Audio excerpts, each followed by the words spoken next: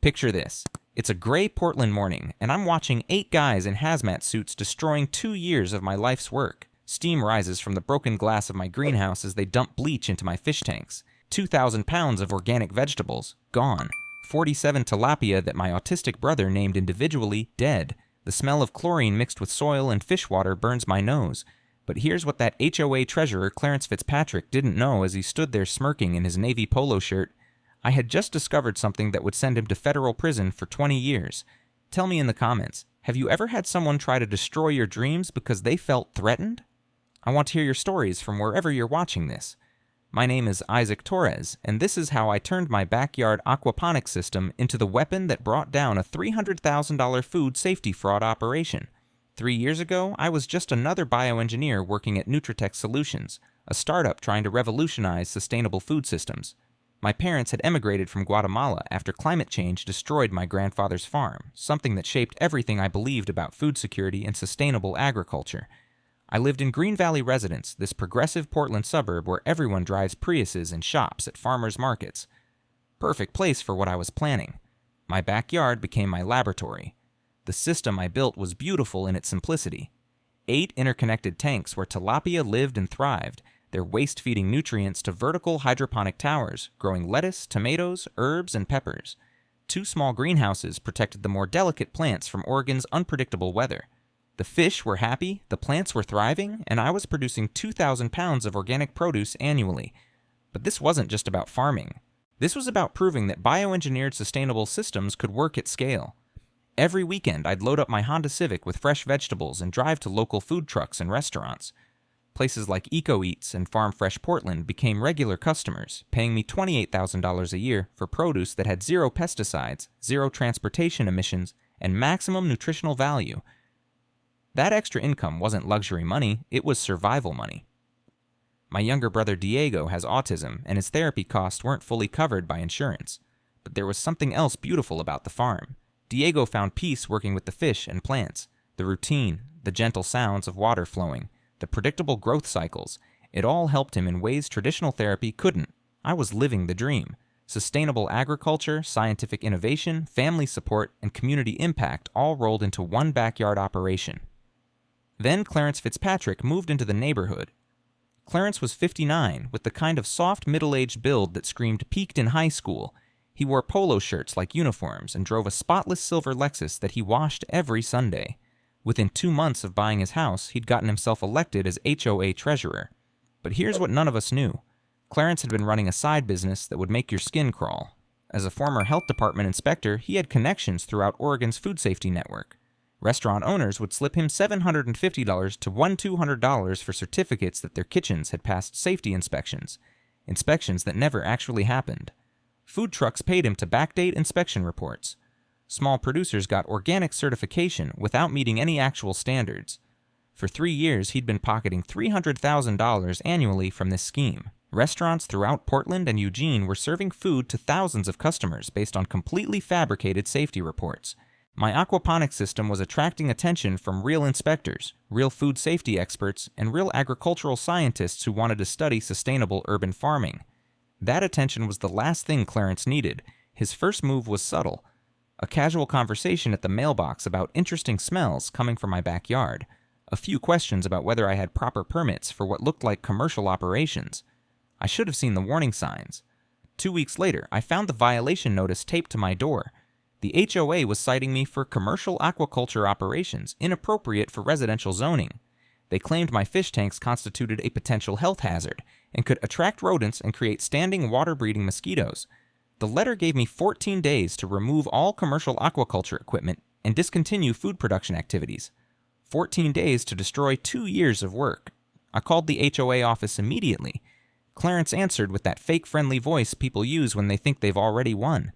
Isaac, buddy, I know this seems harsh, but we have to think about property values. Some neighbors are concerned about odors and the potential for attracting pests. This looks more like a commercial operation than a hobby garden. It's contained, odorless, and produces food for the community, I said, trying to keep my voice level. I'm not running a fish processing plant. It's 8 small tanks and some vegetable towers. The covenant is clear about commercial activities in residential areas, but hey, I'm sure you can keep a small hobby garden, maybe some tomatoes in pots. That's when I knew this wasn't about regulations. This was personal. Here's something most people don't know about HOA covenants. They have to be reasonable and can't contradict local zoning laws. Oregon has specific protections for small-scale food production, even in residential areas. As long as you're not selling directly from your property to random customers, you're protected. I spent the next week researching. Oregon Revised Statutes 215 der Stat 2. 223 specifically protects home occupation, food production. The city of Portland had actually passed ordinances encouraging urban agriculture after California's drought highlighted food security issues. But I made a crucial mistake. I tried to fight this legally instead of asking why Clarence cared so much about my fish tanks. When my 14 days passed and I hadn't destroyed my farm, the real war began.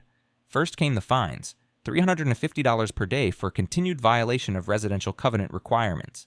After a week, I owed $2,450 with no end in sight. Then came the complaints to the city. Someone, 3 guesses who, had filed reports with the health department claiming my property had standing water attracting mosquitoes and commercial food processing without proper licensing. The health inspector who showed up was actually legitimate. Sarah Martinez had been doing food safety for 12 years and knew sustainable agriculture when she saw it. She tested my water quality, checked my fish health, and examined my growing systems. "This is actually impressive," she said, making notes on her tablet. "Your nitrate levels are perfect, no contamination detected, and your fish look healthier than most commercial operations I inspect.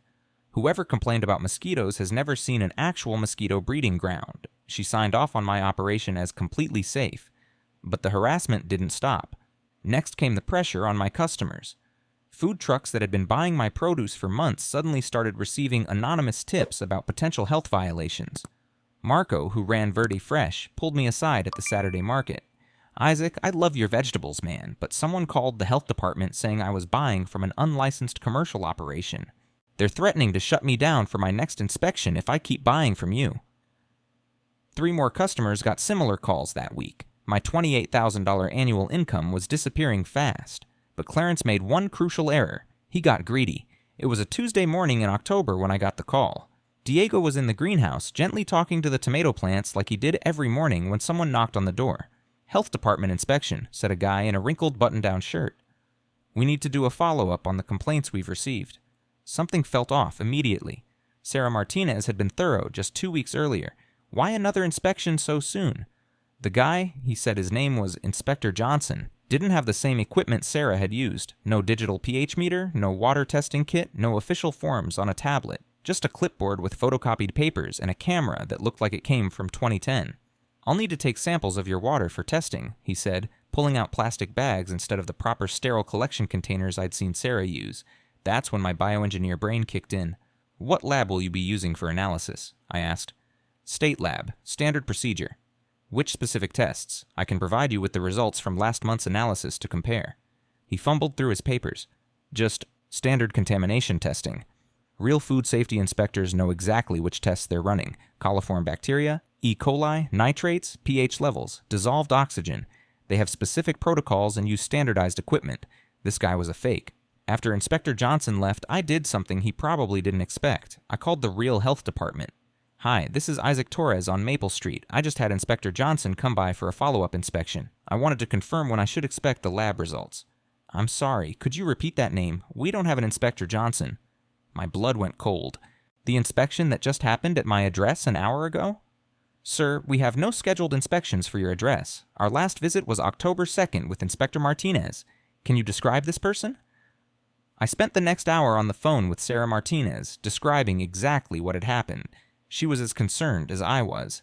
"Isaac, this is serious. Impersonating a health inspector is a federal crime. But more importantly, why would someone want fake inspection reports of your property?" That question kept me awake all night. Working at Nutritech Solutions had one major advantage: access to a food safety testing lab. The next morning, I brought in samples for my aquaponics system and asked our lab tech to run a full panel. "Isaac, why are you testing your home system?" she asked. "Long story. Can you also test these documents for authenticity?" I handed her the papers Inspector Johnson had left behind. What she found made my stomach drop. "Your water quality is perfect, cleaner than most commercial operations. But these documents?" She held up Johnson's paperwork under a UV light. The seal is photocopied, not embossed. The signature doesn't match any inspector in the Oregon database. And look at this date stamp. It's the wrong font for official forms. We had caught them red-handed using fake inspection documents, but that was just the beginning of what we discovered. Here's something people don't know about food safety.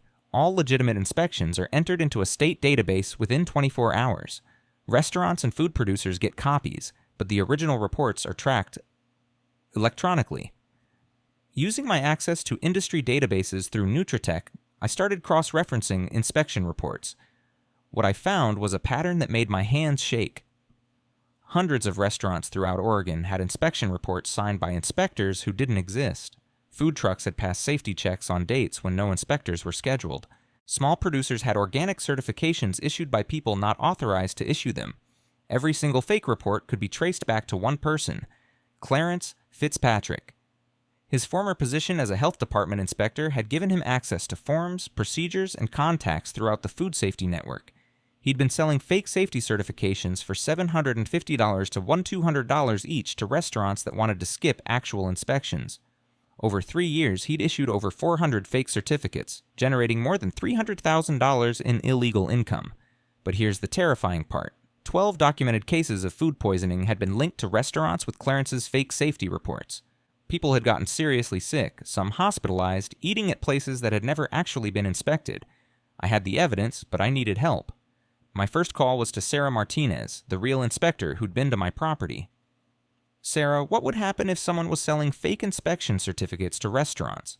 That would be federal fraud, FDA involvement, FBI investigation, potential 20-year sentences. Why do you ask? I sent her everything I'd found. By the end of the week, she'd escalated to her supervisor, who escalated to the state food safety director, who called the FBI. But federal investigations take time. Meanwhile, Clarence was still trying to destroy my farm. 2 weeks before the federal investigation went public, Clarence made his last desperate move. I got a call from the city saying someone had complained about commercial food processing at my address, and they needed to confiscate equipment until proper licensing could be obtained.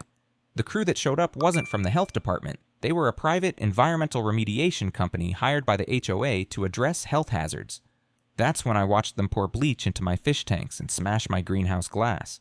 2 years of work destroyed in one morning. But Clarence had made one final, fatal mistake. While they were destroying my farm, I was recording everything. More importantly, I was recording Clarence's conversation with the remediation crew. "Make sure you get all the equipment," he said, standing in my driveway. "We can't have any commercial operations attracting real inspectors to this neighborhood." That phrase, real inspectors, was his confession.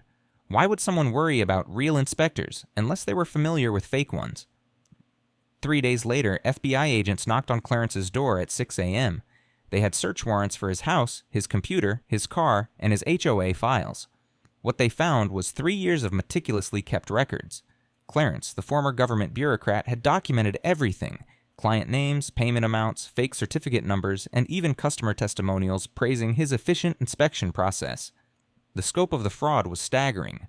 Over 400 restaurants and food producers had paid for fake safety certifications. 12 cases of food poisoning, including 3 hospitalizations, were directly linked to establishments that had never been properly inspected. Local news crews were filming from my driveway as federal agents carried boxes of evidence out of Clarence's house. The same driveway where he'd watched my farm being destroyed just days earlier. The investigation revealed that Clarence's fake inspection scheme had put thousands of Portland residents at risk. The FDA issued emergency closure orders for 47 restaurants that couldn't prove legitimate safety compliance. The Oregon Health Authority launched a comprehensive review of their inspection processes. Food trucks that had been pressured to stop buying my produce were calling to apologize and restart their orders. The city of Portland issued a formal apology and fast-tracked permits for me to rebuild my aquaponics system. But the best part? The media attention turned my farm into a symbol of sustainable urban agriculture. The mayor's office reached out about making my operation a model for Portland's food security initiative. Agricultural students from Oregon State started coming by for tours. Diego got to name all the new fish again. Clarence Fitzpatrick was sentenced to 18 years in federal prison for food safety fraud, conspiracy, and racketeering. His scheme had generated $347,000 in illegal profits while putting public health at risk. The civil lawsuits are still ongoing. Restaurants that paid for fake inspections are suing him. Families affected by food poisoning are suing him. The city is suing him for cleanup costs and damaged reputation. His house went into foreclosure. His Lexus was seized as evidence. His HOA position was obviously terminated. Today, my backyard houses 12 aquaponics tanks, 3 greenhouses, and a small teaching area where I host workshops on sustainable agriculture. The system produces 3,200 pounds of organic vegetables annually and generates $45,000 in revenue. More importantly, it's become a community resource. Local schools bring students for science lessons. Diego helps teach other kids with autism about the therapeutic benefits of working with plants and fish. The HOA?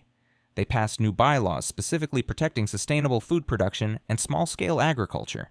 Sometimes justice isn't just about punishment. It's about proving that the right ideas can't be destroyed by the wrong people. Here's what I learned that might help you if you're facing a similar situation. When someone is trying to destroy your legitimate work, ask yourself what they're really protecting.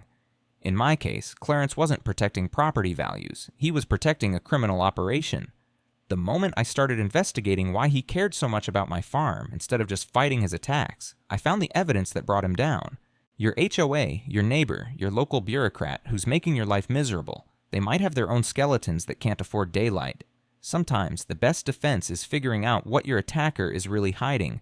And if you're watching this from somewhere dealing with your own food safety concerns, remember, real inspectors carry proper equipment, know specific testing protocols, and have their visits logged in official databases. Don't trust anyone who shows up with a clipboard and a bad attitude. Write in the comments where you're watching from and whether you've ever dealt with fake officials or corrupt HOA situations. I read every comment, and your stories help other people recognize these patterns. Next week, I'm telling the story of a software engineer who discovered his HOA board was embezzling maintenance fees to fund personal vacations, and how he used their own security cameras against them. You won't believe how it ends. Until then, keep fighting the good fight, and remember, sometimes the people trying to stop your dreams are doing it because your success threatens their crimes. The fish are happy, the vegetables are growing, and justice tastes pretty sweet when it's served with a side of organic lettuce.